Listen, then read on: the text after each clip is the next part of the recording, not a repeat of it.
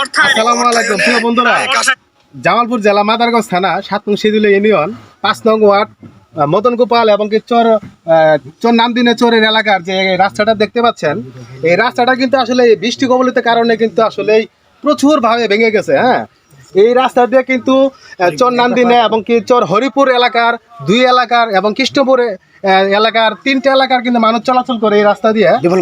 বিশাল পরিমাণ যে ভাঙ্গা দিছে, এই ভাঙ্গার এলাকার উদ্যোগের অনুযায়ী বর্তমান দায়িত্বপ্রাপ্ত মিজান ভাই তিনি হচ্ছে বিএনপির থানা সেক্রেটারি এবং কি ইউনিয়ন সভাপতি।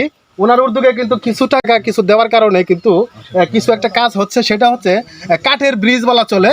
তো এই এলাকাতে কিন্তু আসলেই হাজার হাজার জনগণ চলাচল করে। তো এটা কিন্তু রাস্তাটা আসলে খুব বিশালভাবে প্রয়োজন। এই পাশেই দেখছেন, রাস্তার পাশে যে সকল লোকজন আছে তারা কিন্তু আসলে পাইপ না দেওয়ার কারণে কিন্তু রাস্তাটা আরও বেশি ক্ষতি হচ্ছে। তো এই এলাকাতে কিন্তু এই নামদিনেশ্বরের মধ্য হয়ে কিন্তু হরিপুর এলাকায় মানুষ চলাচল করে। তো সবার একটু সুযোগ সুবিধা দেওয়ার জন্য এবং নতুন সরকারের কাছে আকুল আবেদন যে এই রাস্তাটা যাতে সুন্দরভাবে রাস্তাটা করে দেওয়া হয় এলাকার জন্য। এলাকার আসলে মানুষের খুবই অবস্থা খারাপ। পাশেই কিন্তু আসলে একটা নদীও আছে। সবাইকে ধন্যবাদ, ভিডিওটা শেয়ার করবেন। আসসালামু আলাইকুম।